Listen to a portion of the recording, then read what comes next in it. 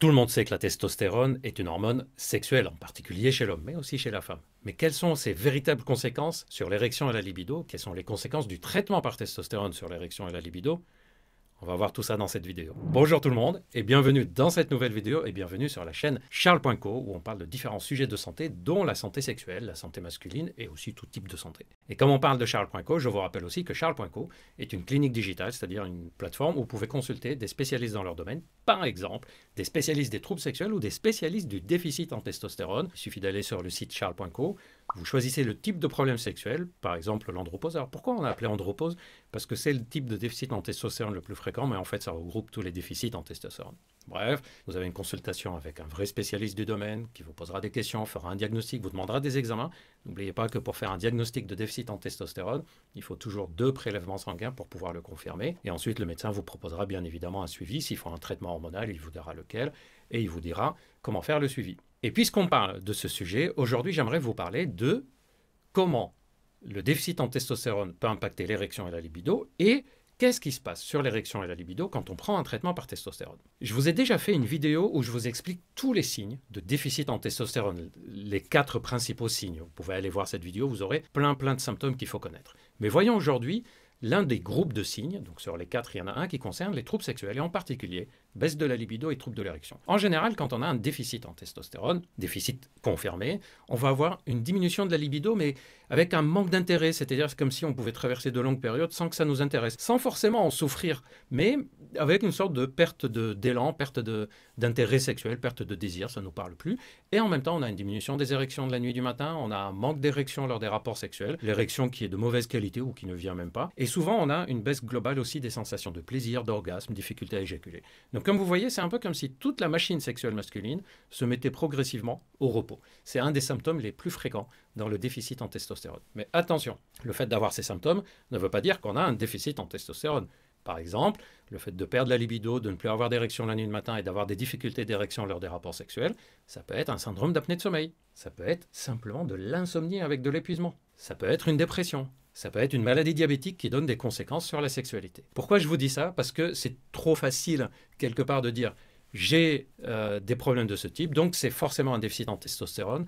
C'est trop facile. Pourquoi je dis c'est trop facile? Parce que prise de sang, déficit en testostérone, ok, c'est bon, j'ai plus à réfléchir en tant que médecin et en tant que patient. Non, c'est toujours important de savoir que c'est souvent une accumulation de plein d'éléments. Ça peut être un léger déficit en testostérone avec un petit coup de déprime qu'on a fait il y a 3 ans, mais on garde des séquelles.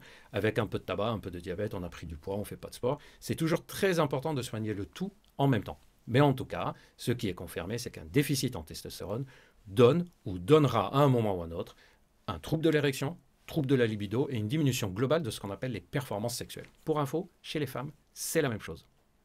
Je sais que là, vous regardez en disant comment ça trouble de l'érection chez la femme.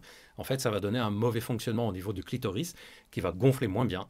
Les lèvres de la vulve vont gonfler moins bien, ce qui va donner aussi moins de plaisir, moins de sensations d'excitation, ce qui va se manifester ensuite par une perte de libido. C'est pas intéressant d'avoir envie quand on n'a pas la vulve qui fonctionne pas bien. Voyons maintenant ce que donne le traitement par testostérone sur l'érection et la libido. Toutes les études faites sur ce sujet montrent que une personne qui avait un déficit en testostérone, qui reçoit un traitement par testostérone adapté, selon les règles médicales, comme je vous l'ai déjà expliqué dans une vidéo où je vous ai dit les avantages et inconvénients du traitement par testostérone. Donc déficit en testostérone, diagnostiqué, traitement adapté, on a significativement une amélioration de la libido et des érections.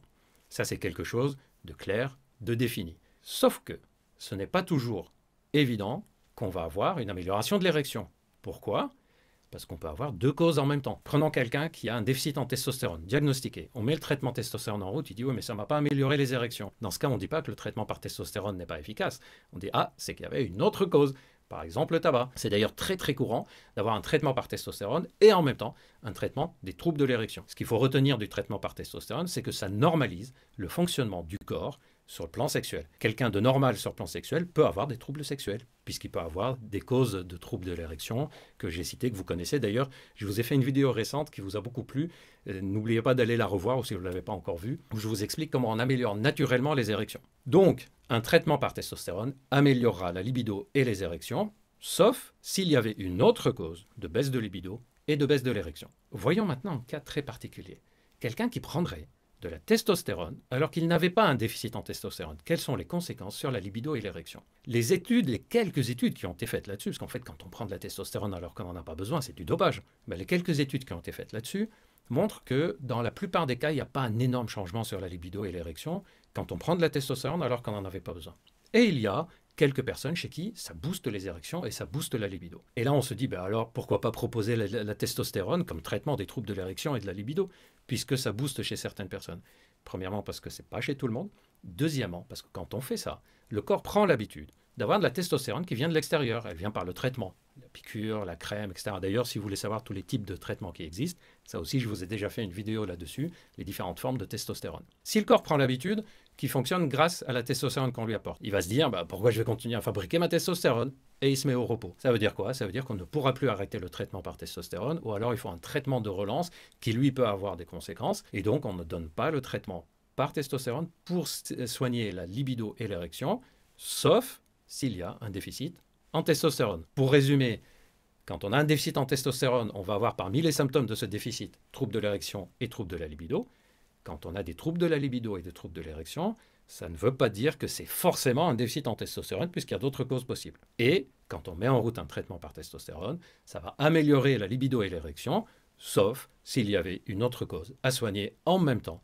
On continue alors le traitement par testostérone et on soigne l'autre cause. Vous voyez donc que c'est très important d'être suivi par un médecin qui connaît ce domaine. Ce n'est pas des choses simplistes, testostérone, pas de testostérone. C'est un des éléments impliqués dans le suivi de la personne. Tout ça pour que vous compreniez que c'est quelque chose de spécialisé. Vous avez un problème avec la testostérone ou vous suspectez ça, il faut consulter un médecin, en particulier un médecin qui est spécialisé dans le domaine. Ça peut être sur Charles.co, ça peut être d'autres médecins.